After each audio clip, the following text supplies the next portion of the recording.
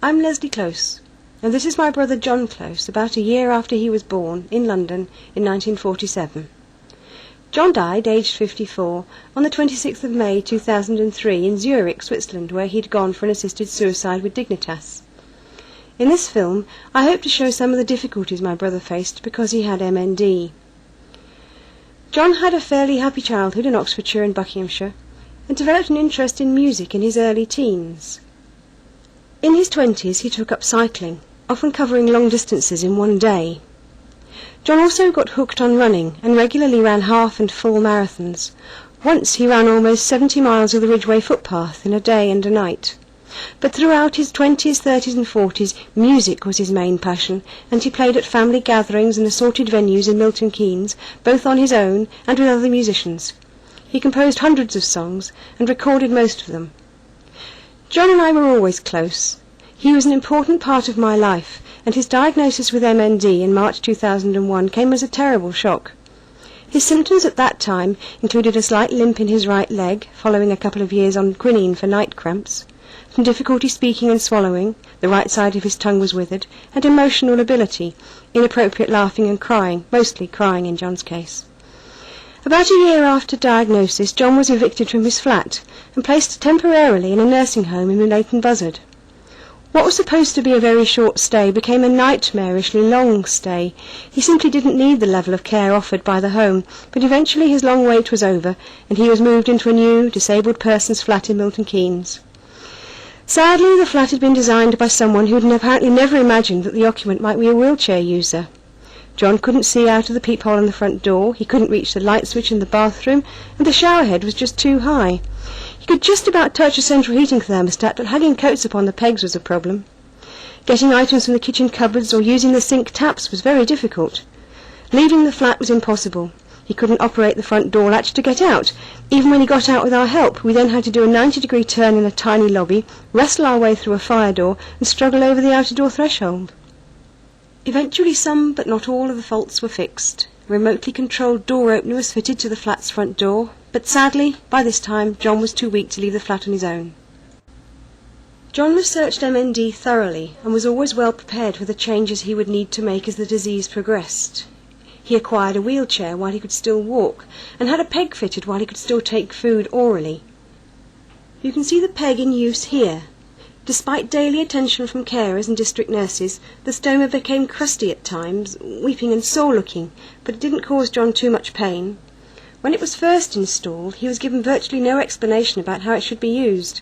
He was living in the nursing home at the time, and on his return with a peg, a supply of feed and a pump, the nursing staff made him feel so dependent that he almost stripped the whole thing out on the spot. I have seldom seen such insensitivity by carers, and John was terribly upset by the whole thing.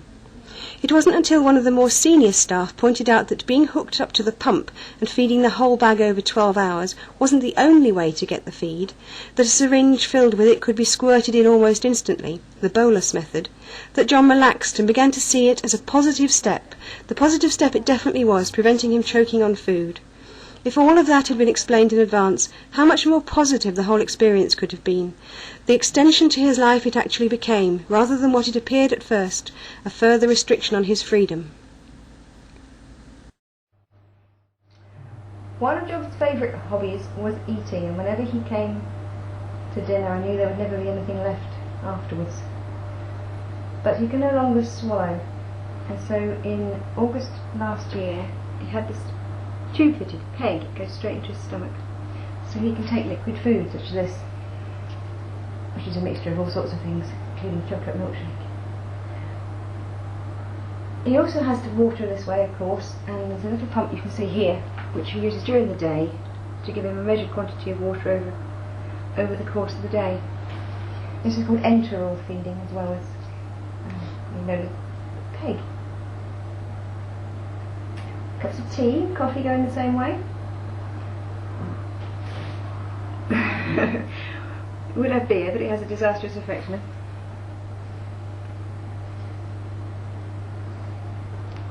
This is about 1 litre altogether.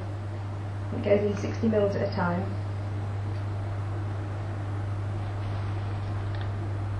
John can do this to himself, but it's tiring.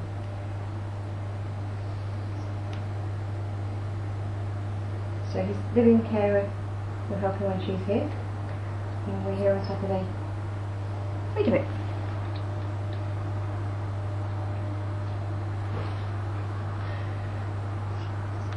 A well-fed John is still a happy John.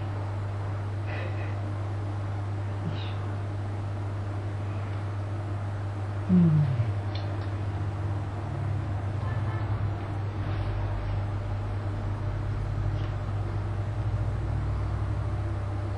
we always manage to spill a bit. There's always drops. This is why John's got a tablecloth on his lap, because I always dribble it everywhere. His arms get covered in sticky.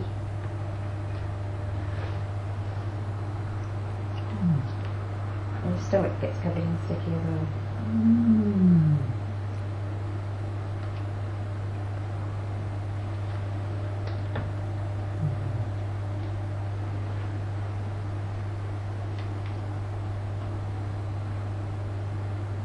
When the nurses come in, they change the dressing around the wound and the stomach. His carer does it on the other days. It's a hole straight through, done under a general anaesthetic, Milton Keynes Hospital. You can use the pump to feed as well, but it's quicker and suits John's lifestyle to go with the syringe. Is that fair? Ish. A bit like the curate saying, and getting it right in parts. Last one. A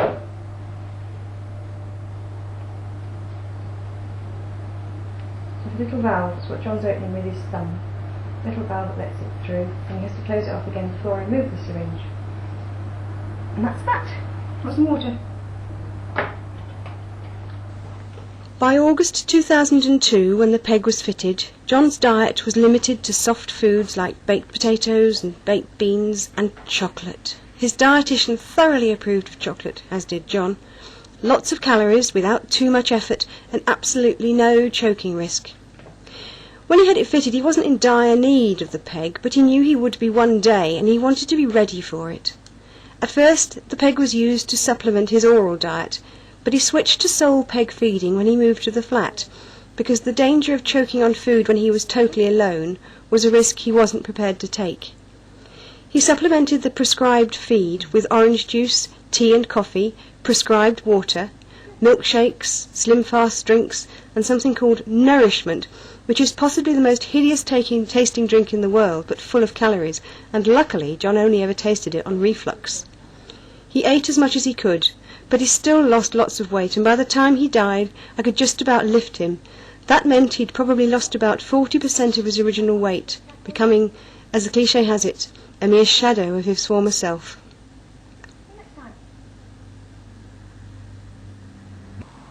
John and I are taking some fresh air here on May the 3rd. Note the padding on the wheelchair frame to protect his right leg, which he couldn't move, from contact with the cold metal as much as from bruising. John's first carer suggested this, and she was an angel. Note also the amount of clothing he's wearing. He always felt cold, even on sunny days. He says, don't forget, he says, that we're only on voting day.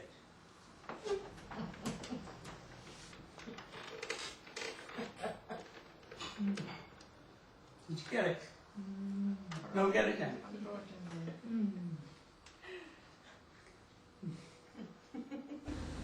John got his date to go to Zurich for assisted suicide on Monday, May the 12th, and 5 days later Michael's family called to say goodbye. John's head drooped all the time by now, and he raised it with a twist to the left. You can also see his inability to use his right hand and the quality of his speech. Grunts and aspirations were all he could do by now.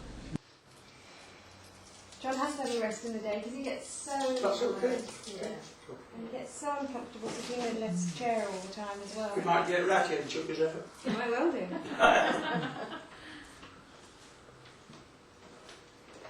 As you can imagine, it gets pretty uncomfortable sitting in the same place all day. Oh, drive me mad. Drive me round the bend. Yeah. Okay, John. I'm glad I've been and seen you. Glad I've been and seen you. A friend of John's called on the 22nd of May to massage his hands. Peggy often worked on John's good, or rather better, left hand to keep it as supple as possible. The loss of strength MND brings about cannot be reversed, but the ensuing stiffness seems to have been reduced by this massage. Later you will see that he has to move his right hand with his left, and you also see the odd position it holds, with the fingers bent over and the palm very flat. Occasionally you can see fasciculation of the muscles of his arm. His head's drooping again, of course, and he has a constant dribble of saliva, which he wipes away with a tissue at all times. The small plaster behind his right ear, replaced every few days, was intended to dry up his saliva, but it still flowed out, soaking the front of every t-shirt, jumper and jacket. His saliva was thick and foul-tasting. He'd never smoked, by the way, and you often see him apparently chewing as he tries to deal with it. Swallowing it was hard for him, but he managed under control. If saliva started to flow down his throat when he wasn't expecting it, if he lifted his head to look at something which meant the saliva wasn't dribbling out, it would choke him. His weak diaphragm meant that he couldn't cough effectively, and he would gasp and splutter for several minutes, which felt like hours to me, watching Powerless to help him. You can see how much pleasure this simple massage is giving him. He still enjoyed many things, like this one-to-one contact with someone he loved very much. On the 23rd of May, John suggested a visit to the local chippy to smell chips. Oh, how grateful I am that the weather was really lovely in those last few days of his life. He could no longer transfer to a car seat, so all normal trips had to be out on foot. The shop was shut when we arrived, so we took the opportunity to have a drink. John's drink of choice was Red Bull. The caffeine and taurine helped to keep him alert. Giving a fizzy drink by syringe is not easy. It's a messy business.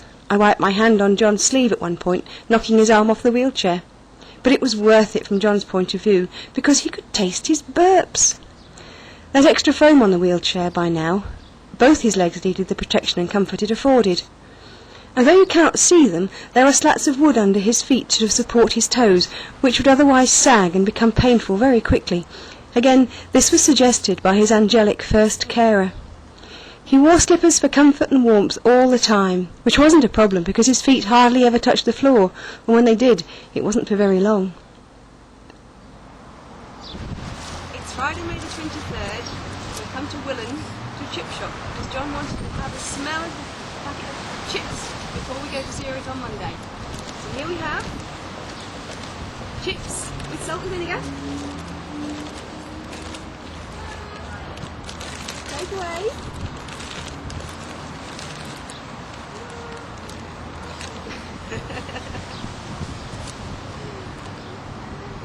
Oh, that's nice. Whenever we eat in John's flat, he always comes and sniffs at what we're eating. Part of the pleasure of eating isn't just the tasting, it's the smelling.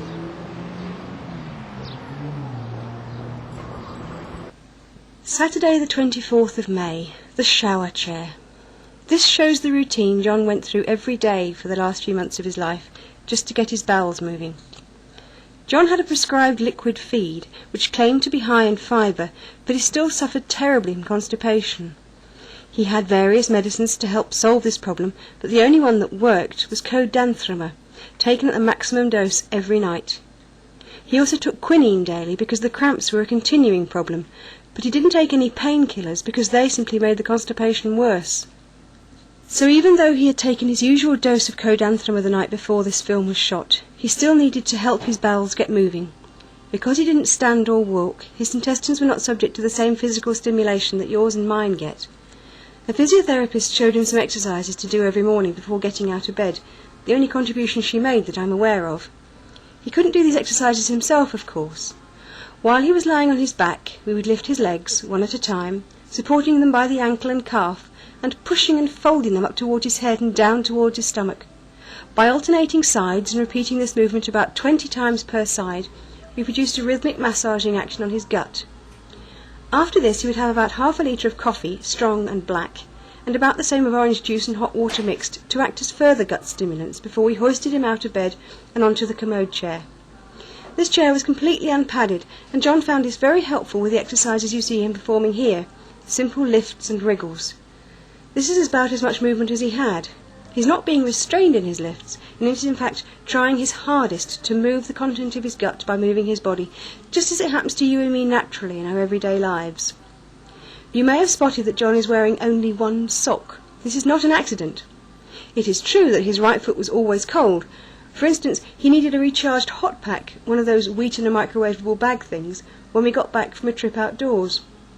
We would have wrapped it around his foot while it was hot before going out. In this shot, though, he has no sock on his left foot to provide some grip on the wheelchair footrest while he exercised. The tendency of his body to lean to the right, his weaker side, is obvious when viewed from behind.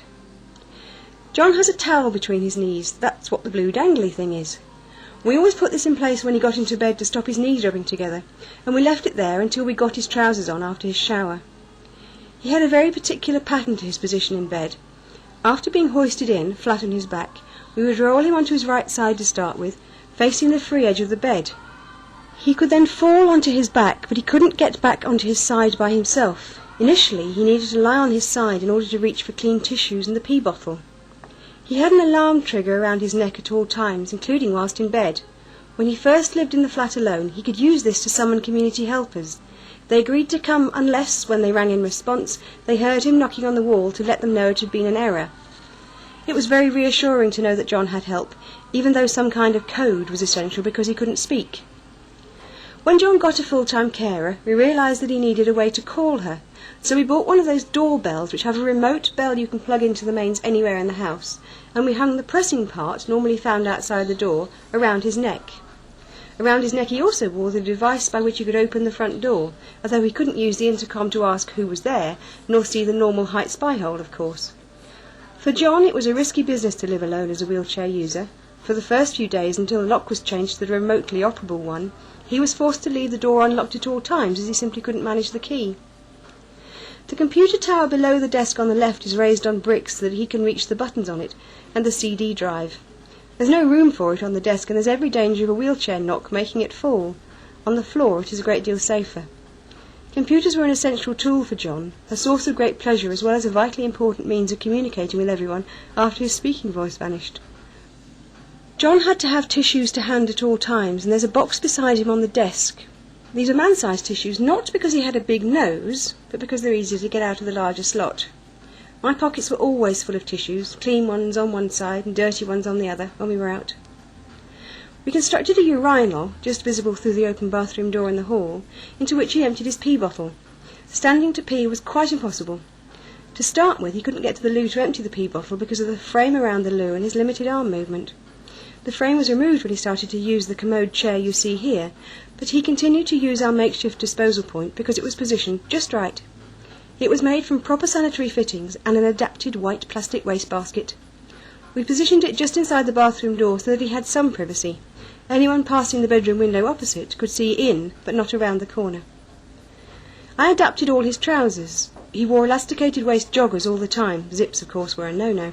But he couldn't lower them or hold the waistband down whilst holding the urine bottle.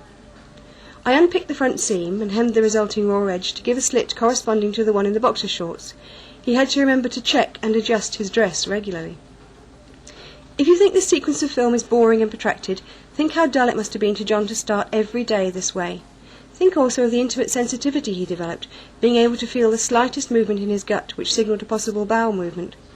Constipation is not a feature of MND per se. It was the result of John's fibre-light diet and inability to move. The sphincters normally remain under the conscious control of the victim at all times, by the way. When his exercises were complete, John would knock to tell us he was ready to move his bowels. At that point, he simply needed to be moved to the bathroom and have his boxer shorts lowered for him. Did I say simply? John had a self-propelled wheelchair that he was able to move by himself until shortly before he died, but not very easily and with a tendency to go round in circles. Out on the Milton Keynes Redway, John wanted to take control of his wheelchair using his good hand on this downhill slope. We'd noticed that the large wheels often made for a more comfortable ride than the other type of wheelchair with small wheels all round. In the bag on the back of his wheelchair is a urine bottle. John used this in public loos or quiet corners away from home, but we would have rushed home instantly if he felt the need to move his bowels. The last few shots this day were taken on a long walk to places of significance in John's life. He was and still is a respected singer, songwriter, guitarist and keyboard player in Milton Keynes, and he showed us one of the pubs where he had often performed. He was once asked to become the resident pianist here, it was not a brilliant success. He also showed us the little hall where he'd often played, either alone or with friends. He really missed performing, but continued to enjoy listening to other people singing. He'd been a keen runner and cyclist too, and our walks through Milton Keynes often took us along old favourite running routes. It didn't distress him to revisit these places, because he was always the one to redirect our route. His messing about in this last shot was completely spontaneous. He looks foolish and drunk, but he's actually just having whatever fun he could have, since he didn't have a voice to tell jokes any longer.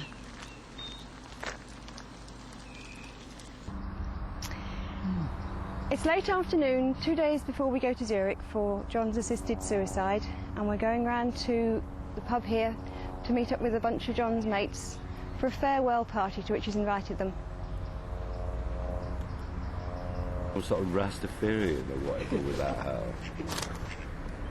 Not becoming you.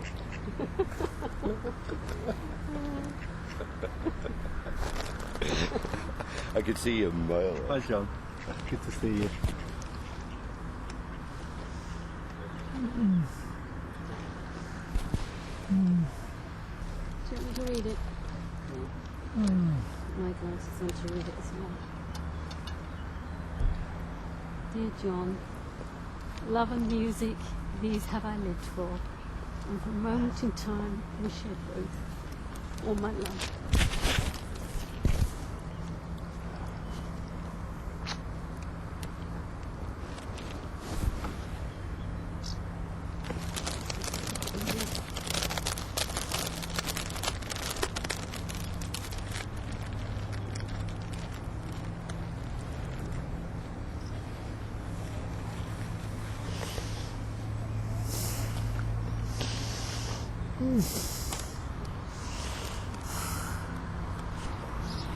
It's been a privilege knowing John for 27 years, and he's written a poem which he asked me to read today.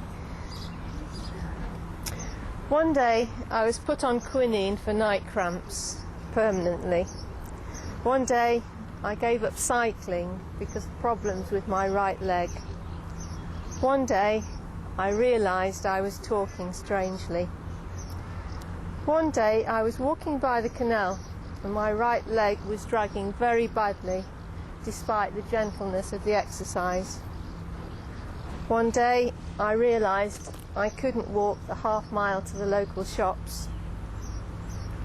One day my right hand was so bad I gave up acoustic guitar. One day I couldn't shower standing up anymore. One day I spent half an hour choking on a can of soft drink and realised I couldn't swallow properly anymore. One day I realised that only a few people now understood my spoken voice. One day my right hand was so bad I gave up trying to play a single note on the guitar. One day I was no longer able to walk at all. One day I could no longer eat or drink anything at all. One day my right hand was no longer usable. One day I could no longer get out of bed without help. One day I could no longer compose, not even using the computer. One day I realised that most of the time I was in some sort of pain, day and night. One day life had taken away from me so much of what I had called being alive that I felt I was not truly alive anymore. A mind that worked with a body that did not. But that equation sadly left me with much less than half a life. One day death seemed no longer like a distant country, but somewhere very near to the hell I was living in then. It was time to make those last few yards. It was getting on time to die. One day, soon. John Close, 22,503. One day at a time with MND.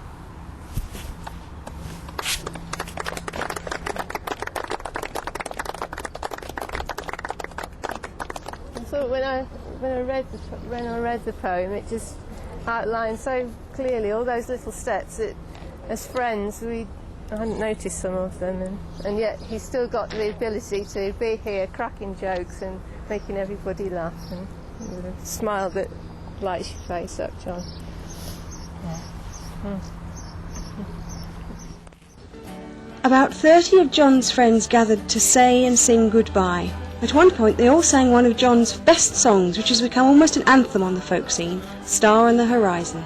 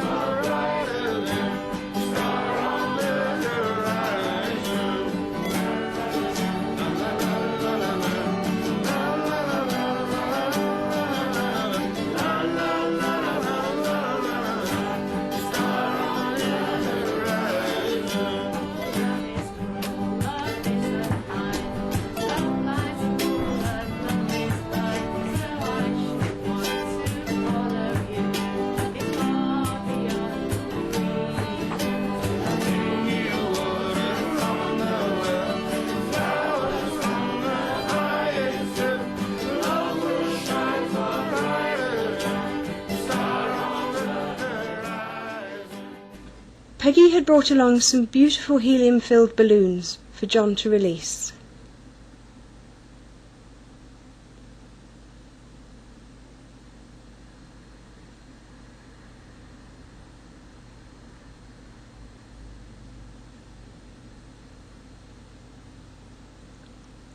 After letting the last one go, we walked away from those wonderful people who had come to say goodbye to John.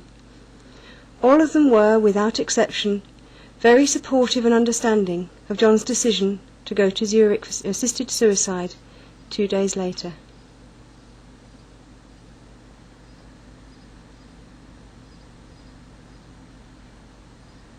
The next day, the 25th of May, we went to Tesco's Cafe. Peggy's son had found some sunglasses which he gave to John, whose Eric Morecambe at Cannes impression clearly shows how much pleasure he was still getting from life when he wasn't fighting leg pain or constipation.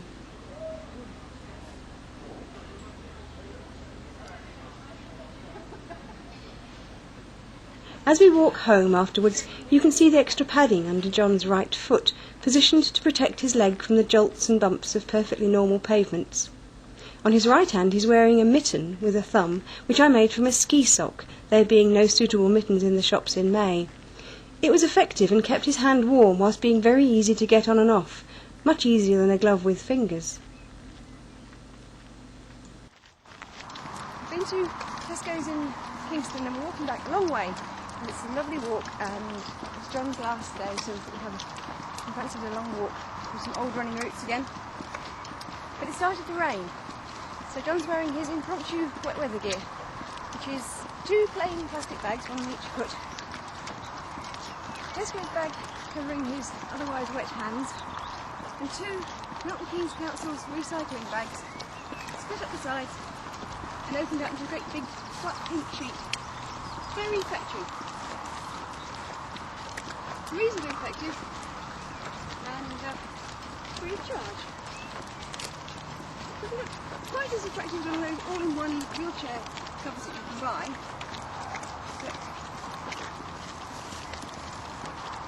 Make do and mend.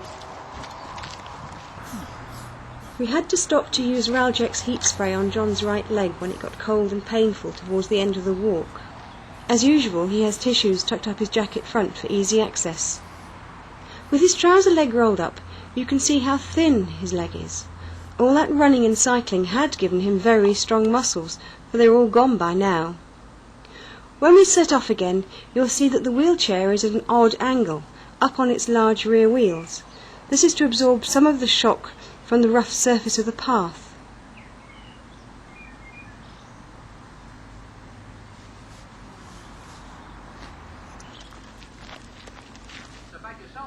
It's now midnight on the 25th of May, and we're watching Monty Python's The Life of Brian, one of John's favourite films. You can see that his weak diaphragm prevented him laughing heartily, and at the end of the sequence he almost answers the question, "What is the sound of one hand clapping?" His expression looks like pain, but it is the nearest he could get to a broad grin and a laughing mouth. I was taking my laughter cues from John as much as from the film. How do you laugh meaningfully when you're with someone you love very much, who will be dead in less than 24 hours? He wanted us to laugh. That's what made it possible. He had said that he'd go to bed early that night. He normally started to get ready at around 11, but he suggested that 10 o'clock might be better, as he would have to be ready by 5:45 a.m. When it came to it, though, he wanted to stay up and have fun, and I'm really glad we did. You know what she's called? She's called Incontinentia. Incontinentia buttocks. What's it called? I've had enough of this. Where are you? What else? You're going to be later. Silence! Call it over. I'm calling guards. Seize him! Seize him! Throw them noses and seize him!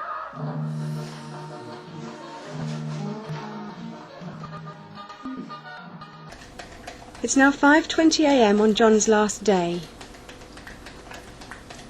Morning, they are. Morning, young man. Come in. Hi. About the strident bell. Don't worry. I saw you arrive, but... Oh, did you? Morning. Morning. His friend Peggy and our sister Margaret arrived to accompany us on the journey to Zurich. John has had virtually nothing to eat or drink in the previous 24 hours because he didn't want to find himself needing to use the loo on the plane for a bowel movement. His pee bottle and a carefully arranged coat would have been fine. He can now afford to take painkillers, regardless of the constipating effect.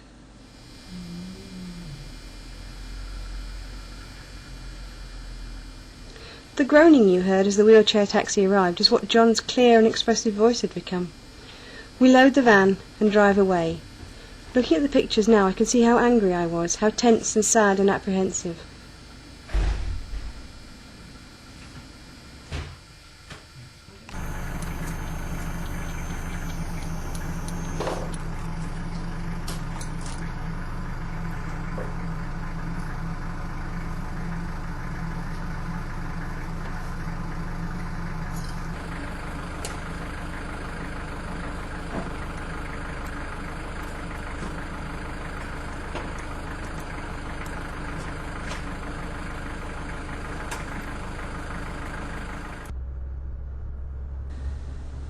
John is in great pain from his right leg.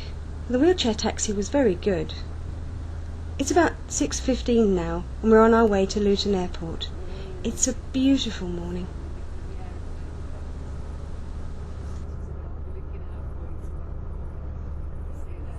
Wow, he's a good lad, you're right.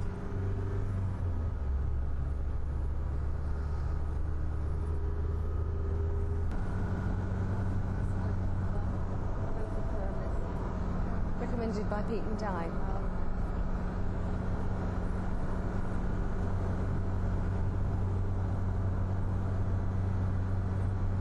Getting close to Luton Airport, and John has just written this on his little organiser. Not a day too soon. In the last few days, my hands, guts and leg have got worse. The Codanthera is up to 15 mils a day and needing help. Codanthera is John's laxative, which he takes to counteract huge pain. Nothing about the flying part of the journey was clear to us. I'd booked it all online, and my naivety shows when I talk about transfers and staying in the wheelchair on the plane. I haven't flown very often, and I find it quite frightening.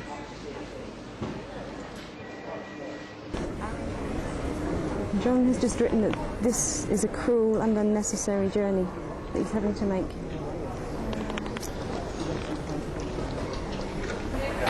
We're checked in, we've got all our baggage on as hand baggage. John and I have got to book on the ambulift at 7:15. We've got a board at 7:15, just he and I. But Michael and Peggy and Margaret can bring on our bags, which is very helpful.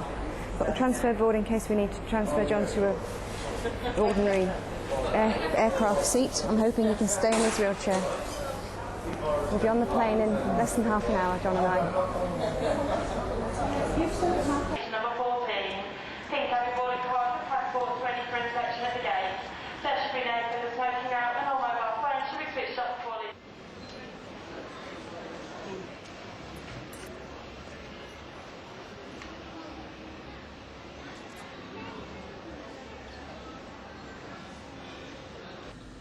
There was endless waiting before we boarded the plane, which we did before everyone else and very efficiently when it finally happened. I should explain that all of this footage was only made possible because the BBC have a web-based slot called Video Nation, which allows anyone to borrow a camera and shoot some footage for possible editing and inclusion.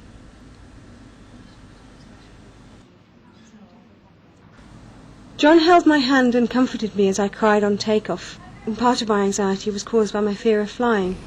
A wonderfully ironic cartoon appeared in The Guardian in late 2003, accompanying an article on assisted dying by Diana Rathil. A man in his deathbed was saying, "But I can't go to Zurich, I hate flying." The transfer board which I kept by me all day wasn't used once, and I accidentally left it in our Zurich hotel room. Even with all the marvellous help the ground crews gave John, the journey to Zurich was very hard for him, hard on him physically.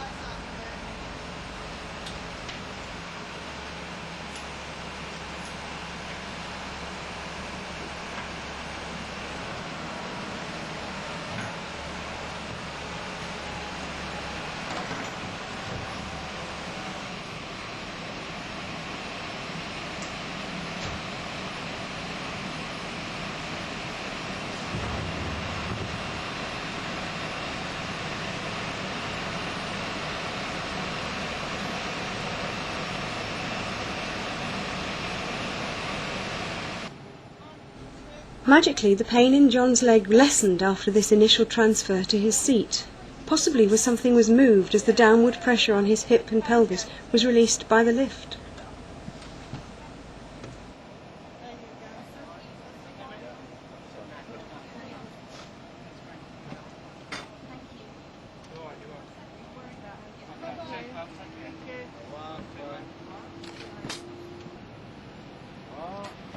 For your comfort and safety, please ensure your hand luggage are stored in the overhead compartments under the seat in front of you. I would like to remind you that this flight is a non-smoking flight and that your mobile telephone must be switched off from now on. Thank you.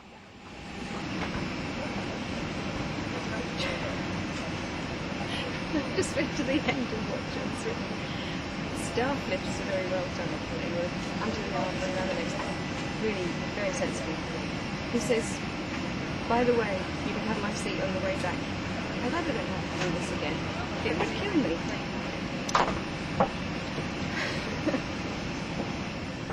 If you look at the way John rolls his head to raise it, and the effort it took to keep it upright, you might wonder why he isn't wearing a collar. The result of lifting his chin was that saliva pooled in his mouth and then ran down his throat and choked him, or else it dribbled out onto the collar and he had a wet chin. Neither was pleasant, and he seldom wore the collar he had been giving. As we fly, John uses one finger to type on his organiser.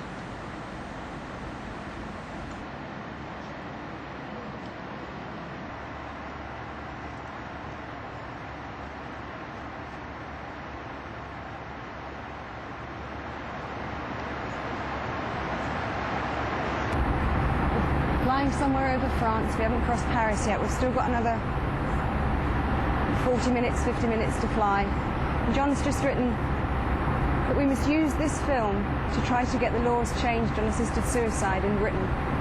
This is so terrible having to do this. It's just awful. I can't begin to describe how awful it is. We must do something.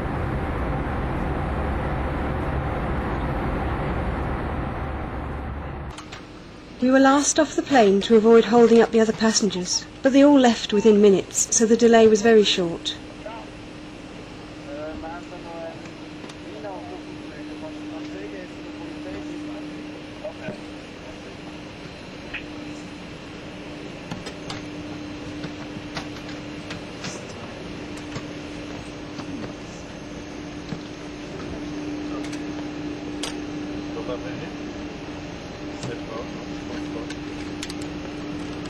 Voilà. Oh, je crois que ça va ça.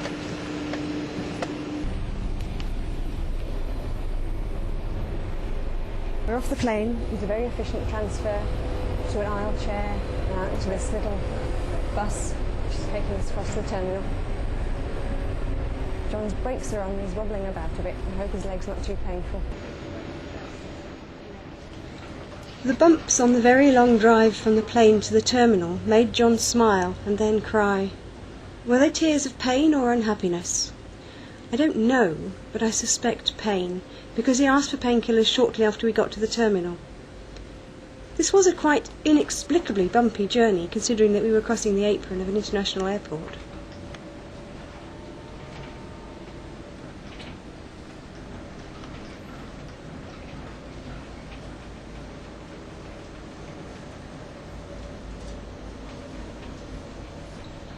Mr. Minnelli, a retired human rights lawyer and the founder in 1998 of Dignitas, their motto is to live with dignity, to die with dignity, had said that he would meet us at the airport with a wheelchair taxi, so now I was worried about that. I was also concerned that John Bartley refused entry to Switzerland. We'd heard as we left the UK that there was to be a Swiss police inquiry into the deaths about 4 weeks earlier of Bob and Jenny Stokes. Would that affect John? More anxiety.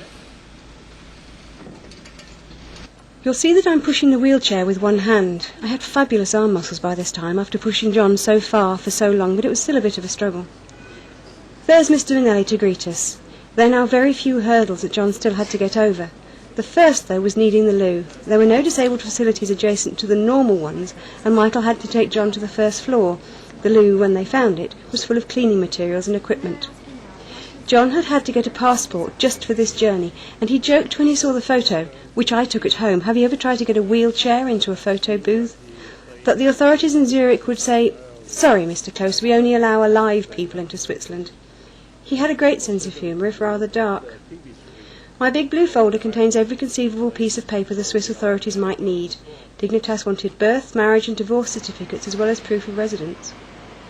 The Swiss wheelchair taxi was much smaller than the British one, but it was fine, apart from the angle of John's legs and footplates, which, for some reason, seemed to protrude further than the driver expected.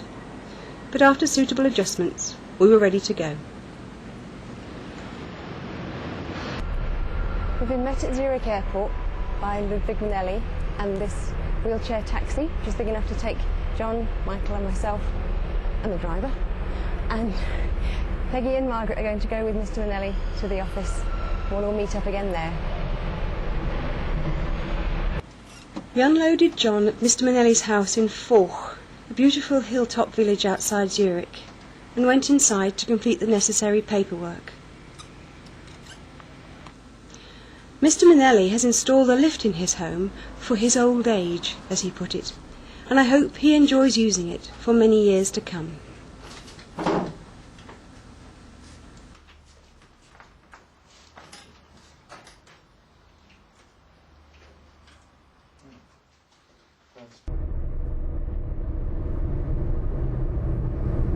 It's about 1:20 and we've completed the formalities with Mr. Minnelli.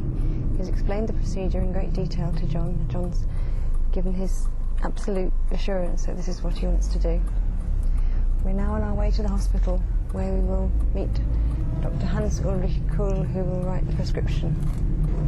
And after that we will go to the flat where John will take the overdose of barbiturate at his time of his own choosing. This is the most beautiful part of Switzerland. The village of Foch is lovely. And we've seen some beautiful sights on the way up here. Now we're going down into Zurich, into the city. After the paperwork, we went to see the doctor. His consulting room was up a flight of stairs, so Mr. Minnelli, post-retirement, Dr. Kuhl, about to retire, and Michael, not yet retired and quite fit, carried John up in his wheelchair. Dr. Kuhl said he needed to talk to John alone for 3 or 4 minutes to see if he was free, meaning was he acting autonomously. In fact, they must have talked for 10 or 15 minutes, and that felt like a lifetime. We're driving through Zurich now. We've been to Kusnacht to see Dr. Hans Ulrich Kuhl, and he agreed to write the prescription for John. prescription with Dr. Manelli in the car in front. We're following through the streets of Zurich on our way to the flat, where we will be met by another member of the Dignitas team, and the prescription will be given to John.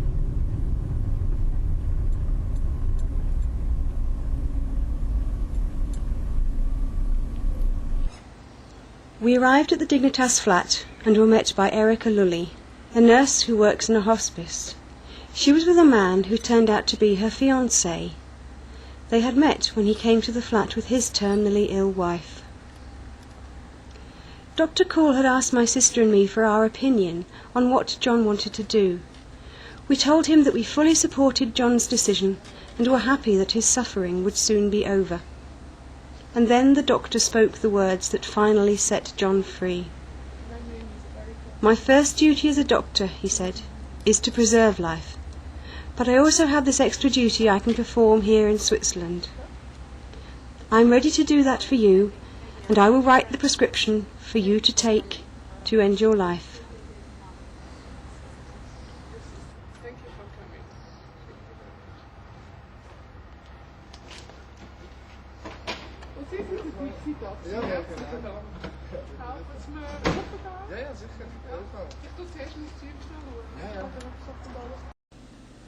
And that was it. We couldn't face filming the process leading up to or the moment of John's death, although he had said that we should. That evening we ate out to celebrate John's life.